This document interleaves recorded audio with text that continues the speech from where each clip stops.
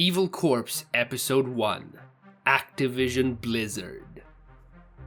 You may realize this about me after spending any amount of time on this channel. I despise corporations, and the corporate world as a whole. What you may not know is that I have worked a number of corporate jobs, such as PR, marketing, to be precise, and have gotten a first-hand taste of just how evil some corps truly are behind the scenes. That is exactly why I want to make this series. Other than every now and then when the news actually talks about the terrible actions of these companies, most of what they do is ignored or quickly forgotten, sometimes because of their very competent PR departments. This series will serve to preserve in our memory all of the evil crap these disgusting monoliths of greed and capitalist corruption are responsible for. It doesn't matter if we're talking recent events or even things as far back as 100 years ago. There's a long laundry list of events, controversies, and undeniably evil acts that these corps have been both proven to be at fault for, or at the very least allegedly linked to. Nothing will be off limits. Since so far this channel has had a very large focus on video games, the way we're going to open this series is by talking about the corporation that the audience of this channel overwhelmingly voted as the most evil in gaming, Activision Blizzard. Buckle up, we're about to recap some of the most evil crap a company has done in the entire industry. Why some? Because the list of stuff Activision Blizzard have done is so long that I wouldn't be able to make a single video talking about it all. Who are Activision Blizzard?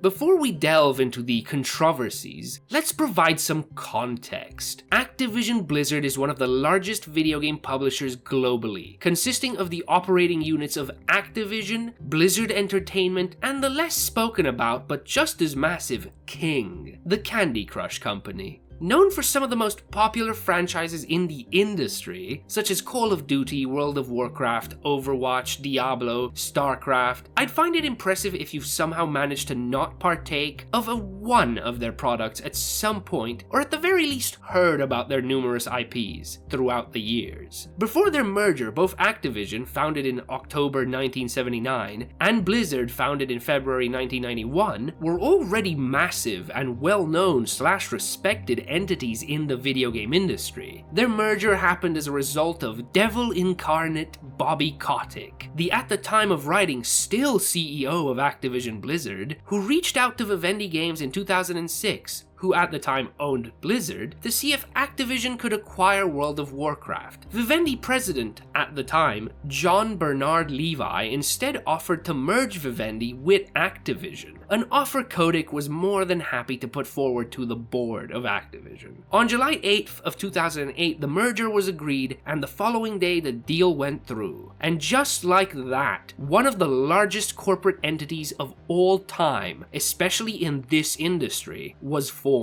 The rest is a disgusting and controversy-filled history, which I feel we're about ready to start diving into. An overall disdain for their fans. Over the years, one of the noticeable trends for ActiBliz has been their growing disdain for their customer base, with multiple examples of terrible anti-consumer practices and just insulting games, announcements, and changes to existing products. It's best we start with the most recognizable gaming franchise in arguably the world, Call of Duty. COD has over the years been a festering hive of immoral market practices and instilling gambling addiction in players. Since 2014, loot boxes and microtransactions became a staple of the franchise with their introduction in Advanced Warfare. ActiBliz have always been massive proponents for gambling mechanics being implemented in their games because they make a lot of profit and have a deep psychological impact on players with no impulse control. Even when countries were fighting to ban these disgusting systems throughout Europe, they made sure to hire lawyers and fight tooth and nail at the hearings to ensure that they would continue to be able to milk their player base like the money cows they view them as. Of course, Activision didn't just stop at always including these mechanics in their games, they went a step further and patented an actual microtransaction-driven system for matchmaking in multiplayer games. This patent described a system where junior players would intentionally be matched with expert ones to see more purchase-related items during their playtime, encouraging them to also buy those items. The system can also drop a player into a match where a specific in-game purchase proves to be useful in actually winning and impacting the level of enjoyment experienced by players. Yeah, they literally patented a system where their entire matchmaking ecosystem could focus on further taking advantage of players and creating addictive feedback cycles. There have been many studies that show how harmful these monetization systems were for a generation of young and old players alike, and how they led to incredible damage to some people's lives, both economically and in that they instilled the gambling mindset in people of all ages. There is no argument to be had about these. They were evil, exploitative systems, and ActiBliz were pioneers in using them to their full potential, until the Battle Pass bandwagon came along to replace even them. This next one might seem a bit tame to some. Well, it wasn't that tame of an issue for WoW fans at the very least. When it launched in 2018, Battle for Azeroth angered a number of World of Warcraft players. In beta test, there was a rising number of complaints from players about how bad and unrewarding the new gear system was, and a big issue with specifically the Azerite armor system. Forums and subreddits were flooded with people rightfully complaining when the launch of the expansion showed little improvements from feedback. The backlash was so loud, in fact, that game director Jon Hazikostas had to post an apology to the community on Reddit and promised that the devs would strive to be more communicative in the future. This isn't the last time that Activision Blizzard devs would display either a complete failure to communicate to their fans/customers or a total misunderstanding of their player base. Do you guys not have phones? This line is now infamous. Again, in 2018, during BlizzCon, there was a lot of expectation from fans who were still angry about the aforementioned expansion of WoW that there would be an exciting announcement of Diablo 4, a highly anticipated sequel to a series that had an overall very good reputation with fans, excepting the horrible launch of 3 and the real money auction house, which, while vile, isn't going to be covered in this video. What those fans got as their keynote presentation,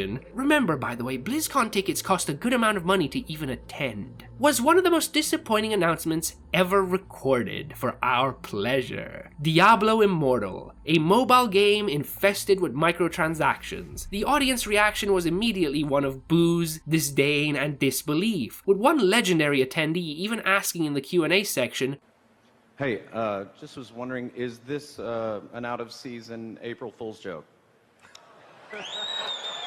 The announcement of Immortal has been memed to death over the years, with the clearly clueless devs on stage asking idiotic questions like whether the audience have phones in an attempt to deflect the crowd's anger. You know, their audience they cultivated over decades and decades of being a predominantly PC game-oriented studio, an audience to which they just said that the game wouldn't even release on that platform. Imagine paying real money to attend a corporate circle jerk event only to get there and have them try to sell you a mobile game instead of showing a comprehensive understanding and appreciation of their hard-paying customers. There is one last example of just the utter lack of respect for their long-term customers and fans that feels mandatory to mention here. Back in 2020, longtime Warcraft fans were finally given a remaster of the original 2002 classic Warcraft 3. We will refer to this remake simply as Reforged. When it launched, players found out that not only did maps and the overall game look significantly worse and cheaper, but some of the promised features like re-recorded voiceovers and reanimated cutscenes were either completely cut or done in the most cost-effective, low-effort ways imaginable. These were only the disappointments around the promised improvements. How do you think these same fans felt when it also became apparent that features which had been present in the 2002 release of the original, such as clans, offline play, tournaments, and much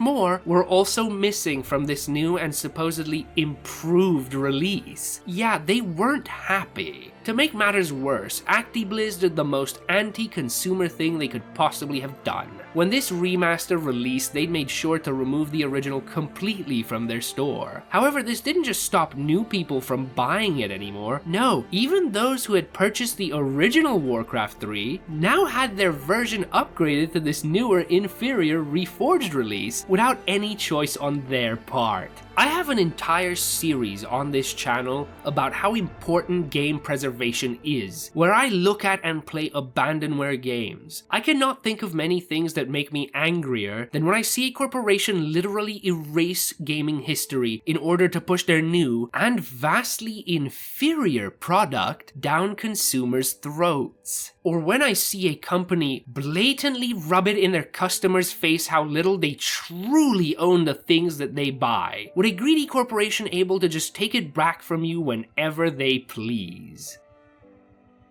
The Corp that sold its spine to China. For 156 years, Hong Kong as a region was a colony of the UK under British jurisdiction and law. Back in 1997, the UK handed back the rule of Hong Kong to mainland China and the CCP. Since getting back Hong Kong, which under the British was allowed to experience a far greater level of freedom and lack of authoritarian rules and censorship, the government has made sure to slowly roll back those freedoms and crack down on the anti-CCP sentiment. The rising tensions from this have created a boiling political hot pot since then, and have seen a number of protests and political campaigns take place. However, in 2019 specifically, a resurgence of the slogan "Liberate Hong Kong, Revolution of Our Times" began. This was a direct result of the protests against the Hong Kong extradition bill, as people took to the streets to show their discontent with the CCP and the changes they were imposing. All this context is necessary to understand one of the most pathetic and despicable things that ActiBliz ever did. You see, for a long time, Western corporations believed that the Chinese market was the next untapped potential landmine, so they started making a lot of concessions to the CCP and their rules. This was seen in all sorts of media, from films to shows to video games, where things would be changed or censored or straight up not allowed in certain pieces of Western media in order to fit the rules that the CCP imposed and be able to reach the Chinese market. We see this a lot less recently. However, back during 2019, when these Hong Kong protests were going strong, ActiBliz was in their era of CCP groveling, placing a lot of their eggs in the Chinese market basket. So when a pro Hearthstone player named Chung Blitzchung Nguai went onto a televised interview from a tournament, voicing support for the protesters and wearing a mask very similar to those being worn on the streets, Blizzard almost immediately went on to suspend him from taking part in the professional scene for a year and strip him of his prize winnings at that tournament.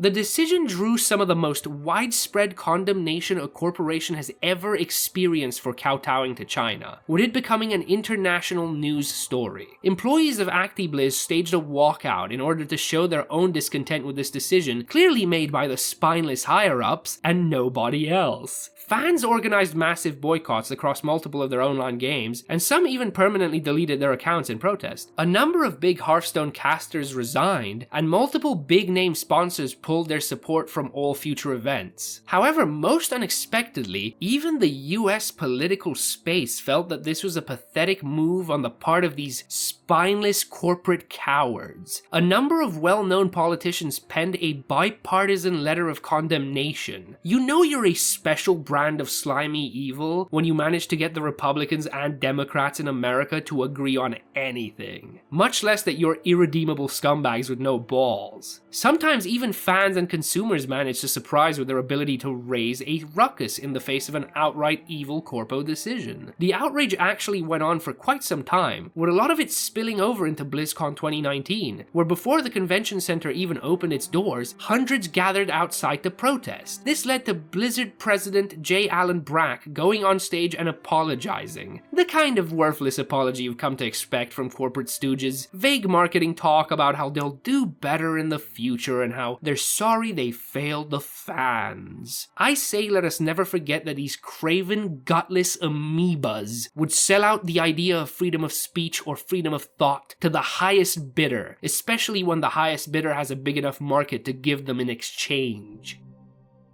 The root of all evil.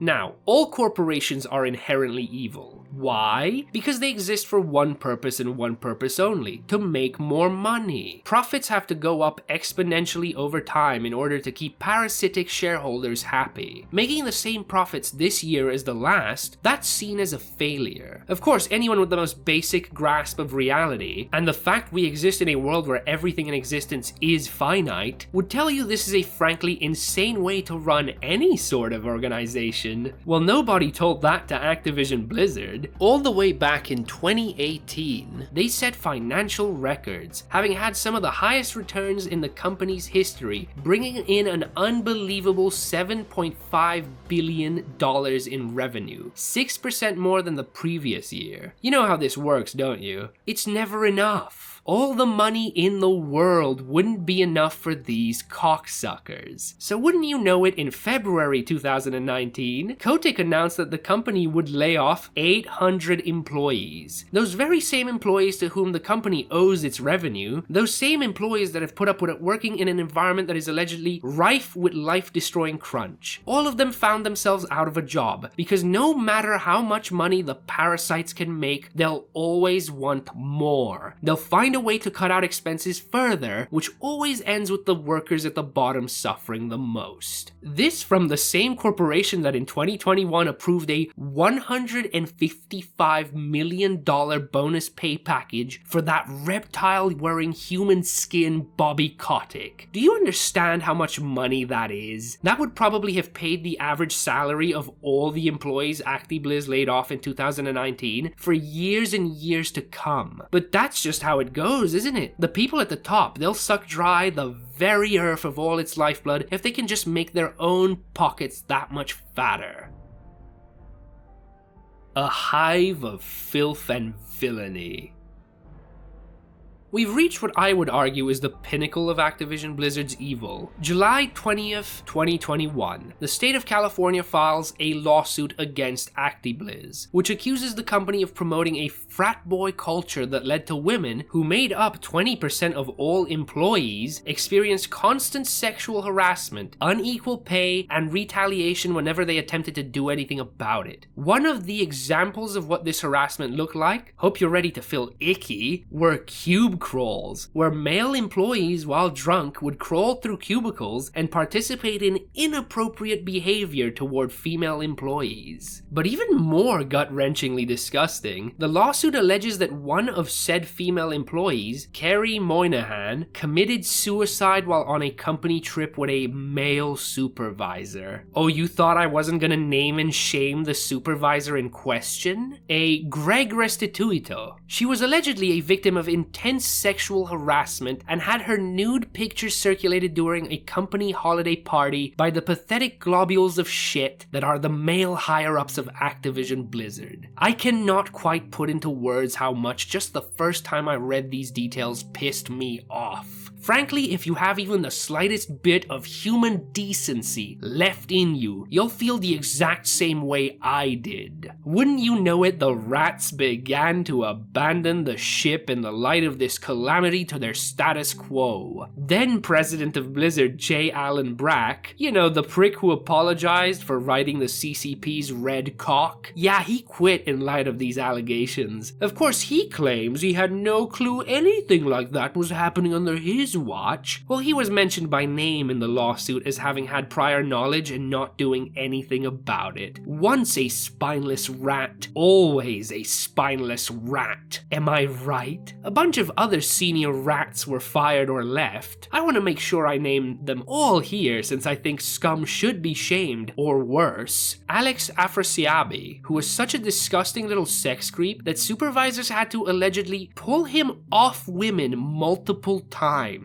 I think I felt some vomit in my mouth there. Others were Diablo 4's lead designer, Jesse McCree, if you ever wondered why the Overwatch character is called Cassidy now, WoW designer Jonathan LeCraft, and lead game dev Corey Stockton. All I can say, knowing how unlikely any actual justice is in situations like these, is that I hope this follows these pieces of human refuse for the rest of their lives. Employees did stage a walkout where over 100 went out out in protest and shared a clear demand that they wanted Bobby Kotick fired, with over 2,000 employees signing a letter to call the company out. On November 16th, 2021, the Wall Street Journal published a report that alleges Bobby Kotick was aware for years about sexual misconduct allegations ongoing at the company. Devil incarnate, remember? If this comes as a surprise to anyone here, then you're a bit naive. Let's put it this way. There are only two ways the higher-ups wouldn't know what was going on in their own company. Either A, they are such incompetent, oblivious imbeciles that they shouldn't even have the jobs that they hold and should be fired on the spot for negligence. Or B, they all knew, they didn't care, it didn't affect the bottom line, and they thought they'd never get caught. Which one seems more likely to you?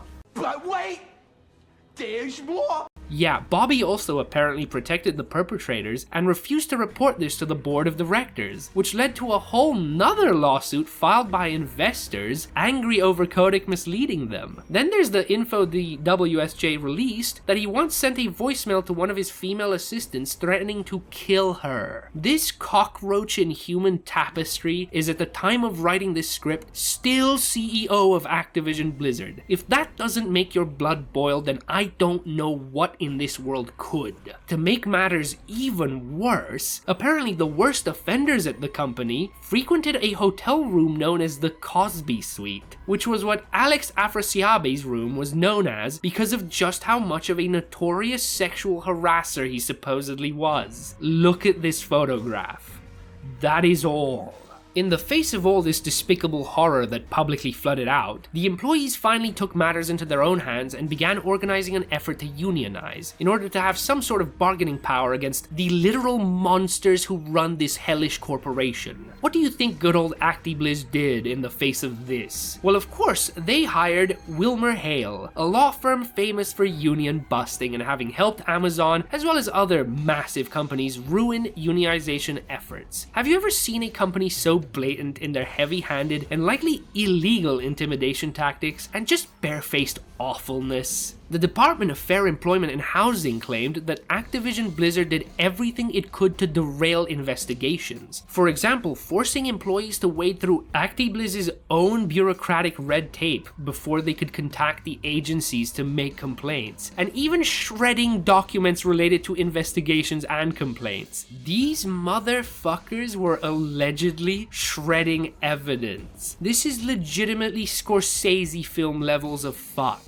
Lastly, the Wall Street Journal also claims that Kotick, when faced with all this, instead of, oh I don't know, making even the slightest attempt to clean up this repulsive corporation of all the filth and parasites infesting it, wanted to buy out news outlets like Kotaku and PC Gamer to alter the public narrative. Again, this is alleged, but we are reaching fucking movie villain levels of outright malice in the face of consequences and justice. End of the line.